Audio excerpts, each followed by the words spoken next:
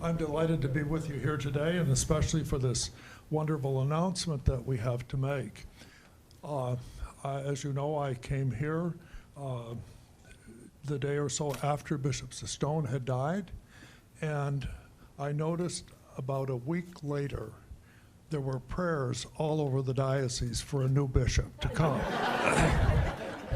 And the significance of that was not lost on me either.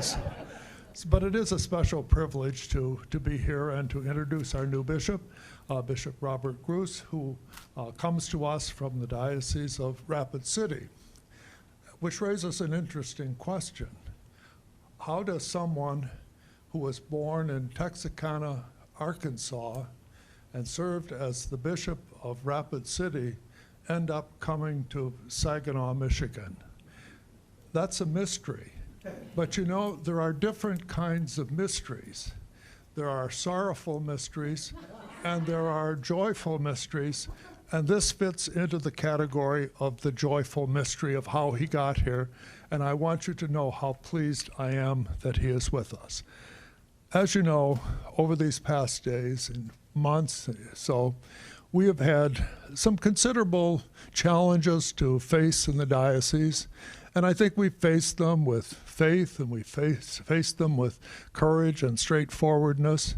And it's just a special joy to be able to be with you today to introduce Bishop Gruss, who has an extensive background in service, and I'm very confident that he will serve so very well here. He has served in so many roles in the church. He served as an associate pastor, as a pastor of parishes. He worked in the diocese as a chancellor of the diocese. He served on the staff of the North American College, and he's been a bishop here for about 8 years now, is it? 8 years. And it's just a great privilege to have him with us. For our meeting today, we're going to basically focus on welcoming our new bishop and any questions that may arise as a result of that. If there are questions on other topics that may be in the news these days, then we'll deal with those as a separate issue and at a separate time. But it's just a special joy for me to introduce to you the 7th Bishop of Saginaw, Bishop Robert Gruss. Welcome, and thank you for being here.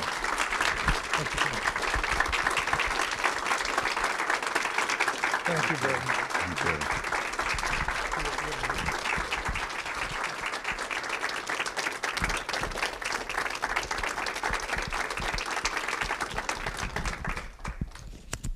Thank you, and good morning.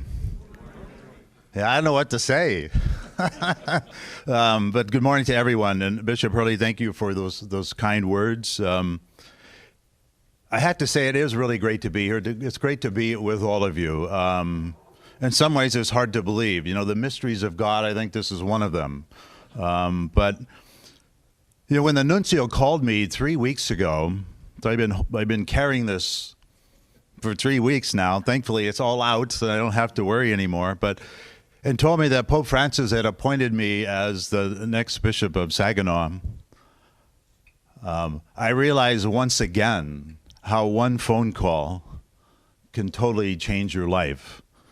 But I want you to know I am happy and grateful to be here. I thank the Lord in many ways for calling me here, and I thank the Holy Father for entrusting all of you, the people of God and this diocese, to my care. I look forward to the opportunity of serving you, shepherding you, journeying together for many years to come. You know, I know for the past 7 years or 7 months, you've been waiting for a more permanent leader. And as you've mourned the loss of Bishop Stone, I want you to accept my prayers and condolences in your great loss. It's difficult, I know.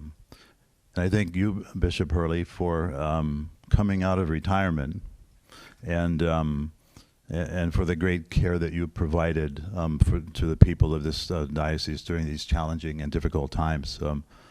But we all know the Lord does provide for his church. And so it is with deep humility and gratitude that that I have accepted Pope Francis's appointment as the 7th Bishop of the Diocese of Saginaw. And you know, while it all seems a bit overwhelming at the moment, this is not my most comfortable position, standing in front of a bunch of cameras. I'm deeply grateful for the opportunity to really to be here, to serve God and to serve the church here and the people of this diocese. It'll be a new adventure for me and perhaps a new challenge, but I enjoy challenges. They keep me humble, if you will. And the Lord is always, at least in my own experience as a priest and as a bishop, the Lord is always full of surprises, but he's also faithful to his promises. He's always faithful to his promises. And you know, this whole season of Easter, I think, is a celebration of those promises. And as we are all aware, the Holy Spirit continues to guide his church, and I believe that the Holy Spirit is here, present with us in a very particular way today. I've had the opportunity to go on your website a little bit. I haven't looked at it extensively just because of time and many things back in the Diocese of Rapid City, but I'm aware of your mission statement. And if you don't know what it is, I'll share that with you because I think it's important. It's true, not everybody. I could ask many people in the Diocese of Rapid City, what's our mission statement? And no one can answer that. So I don't think that's a unique situation. But it says, trusting in the Holy Spirit and nourished by the Eucharist, we, the faithful of the Diocese of Saginaw, are companions on the journey to share the love of Jesus Christ. Now, the Holy Spirit and the Eucharist have always been a very important focus for me throughout my 25 years of priesthood. And I celebrate my 25th anniversary in July, and also over the past 8 years as a bishop. And so I think the Lord has me coming to the right place, knowing what our mission statement is. But there are always signs of the Lord's presence along the way, which I believe give us courage and support and affirm his desire for us. We all know in the Lord's mind there is no coincidence. So when I got up this morning and celebrated my daily Mass, the gospel reading from St. John has a lot of meaning for me. And this is the first few lines of the gospel this morning. This is my commandment. Love one another as I love you. No one has greater love than this, to lay down one's life for one's friends. This last line, no greater love, happens to be my Episcopal motto. And so I do find it interesting that I come here to the Diocese of Saginaw for the very first time for this announcement as your bishop on the day when the gospel that is proclaimed happens to be my Episcopal motto. I take that as a great omen for me and hopefully for all of us. But more importantly, I think it's the Lord's confirmation of this new assignment. And there is no question that I will deeply miss the people and the land of western South Dakota. The past 8 years, there have been a tremendous blessing for me and filled with more graces than I can count. So I'm deeply grateful for to the Lord for having allowed me to be their shepherd for the last 8 years as I began my Episcopal ministry. But it is with great hope and prayer here as I begin this new chapter in my life in ministry. I look forward to being your shepherd. I look forward to settling into my new home, getting to know all of you, and being able to carry on the mission of Jesus Christ here in the Diocese of Saginaw. So together, as our mission statement says, trusting in the Holy Spirit and nourished by the Eucharist, we will be companions on the journey together to share the love of Jesus Christ. So as we gather today and as the days going forward in this time of transition, know of my prayers for all of you, and I'm counting on your prayers as well. So may God continue to shower his blessings upon all of us. And so thank you, and God bless you.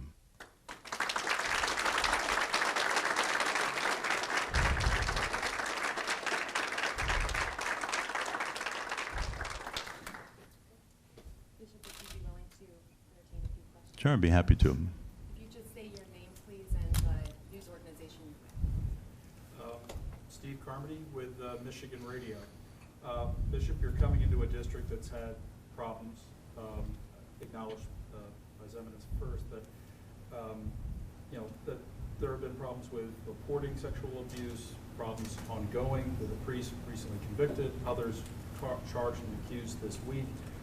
What did you learn in your previous posting that will inform you to how to better handle it than what your predecessor did?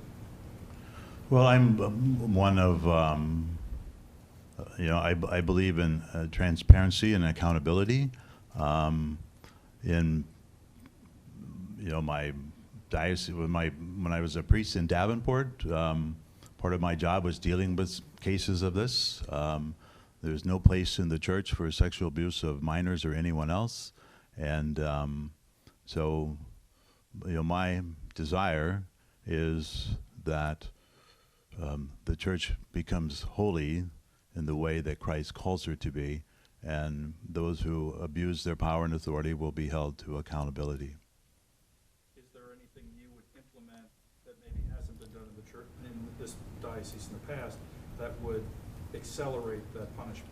I don't know what's been done in the diocese here in the past, so I can't address that issue at this time. Gary Camp from ABC 12 News. Not necessarily following Steve's question, but can you go back to that when you got the call about Saginaw? What was going through your mind? Did you have a... Do you really want to know? That's why I asked the question.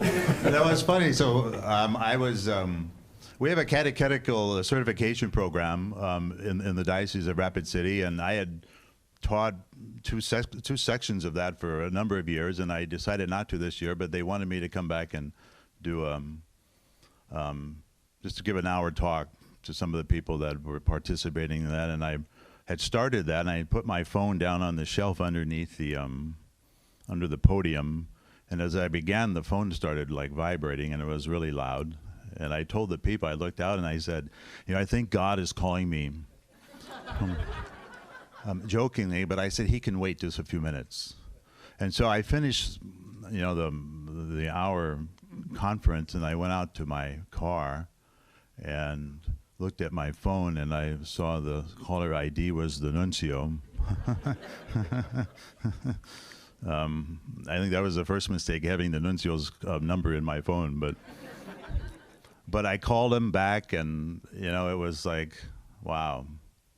When he said, they never like come out and say it. There's a little bit of conversation before he really comes out and tells me what he was going to tell me. And I was actually shocked, really. I mean, I know bishops can't stay in the diocese forever, no matter how much you love the place. And I knew after almost 8 years, I would suspect in the next year,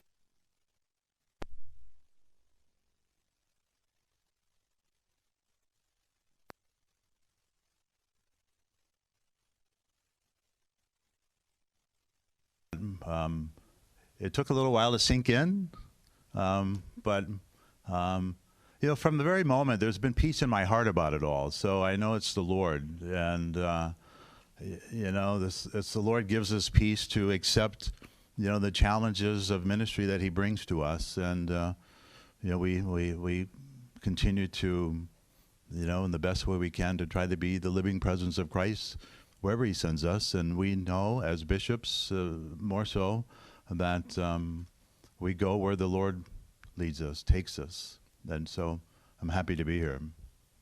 Because I really, in my heart, I believe this is the Lord has called me here in a very particular way. And so that's why I'm filled with gratitude and joy right now, because of, yes, there's sadness for leaving behind, 8 years of not really leaving behind, but leaving behind a wonderful diocese. But, there's every place I've been as a priest and as a bishop, as the second place as a bishop, has been filled with many graces and blessings. So I have no, I expect nothing else than here. So I look forward to it.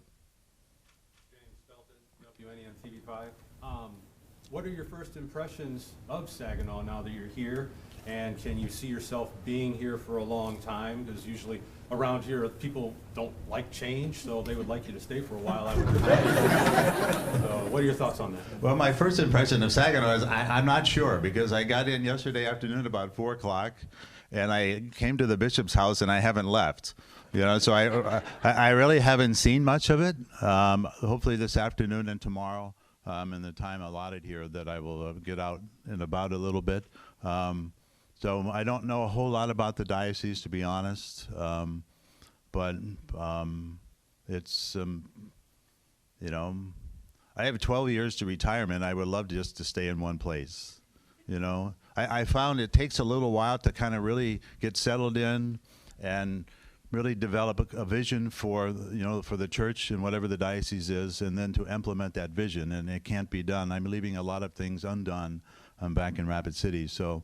And I've been there 8 years, so it takes a while, and so I'll be here joyfully as long as the Lord wants me here. And if He decides I need to go somewhere else, then so be it. But I'm going to enjoy every moment here.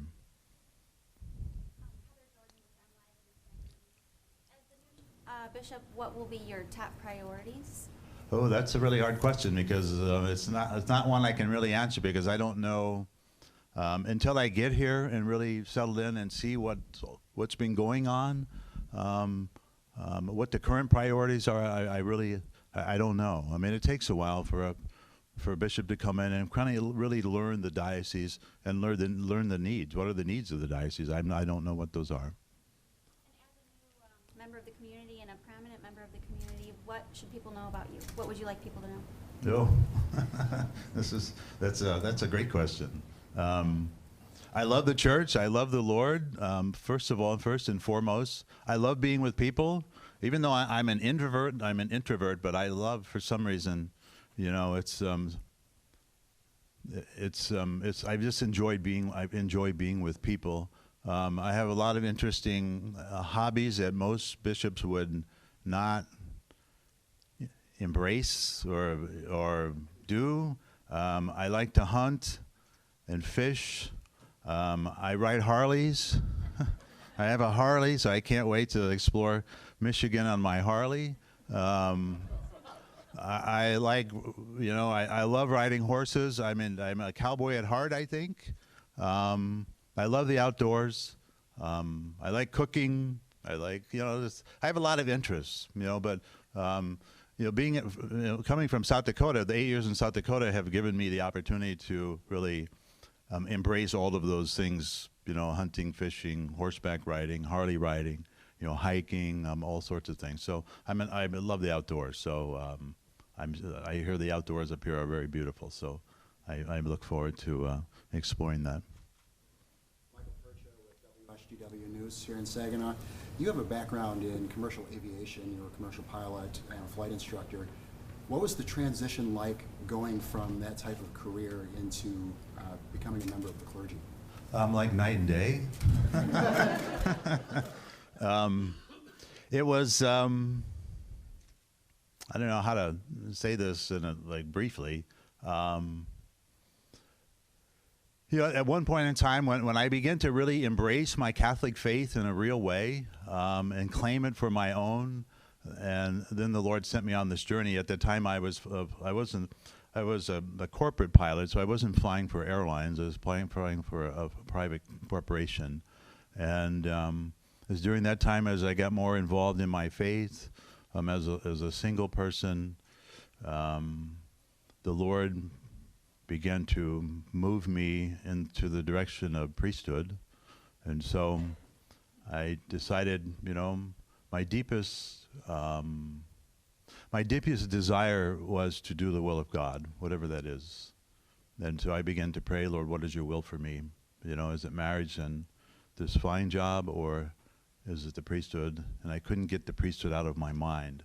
And so I decided that, you know, in short, I mean, it's a long story, but in short was that I'm not going to go through the rest of my life wondering if God is calling me to the priesthood.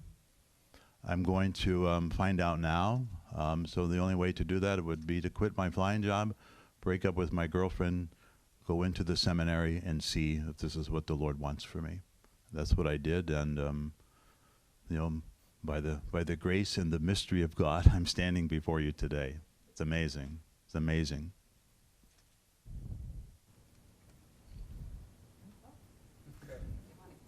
Show the sign.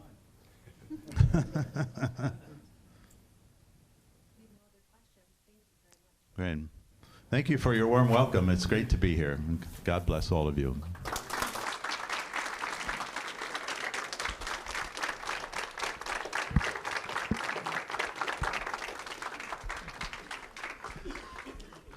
And my hope for Bishop Gruss is that his time here will be as joyful and as fulfilling and satisfying as the short time that I have been here as well. The installation is planned for July 28th, or 26th, and we'll look forward to that, and you'll be receiving more information about that. In the meantime, I'll continue to serve here as best I can until the new bishop arrives, and it's a great privilege to be able to do so. I'd also like today, too, to invite all of you for lunch. That's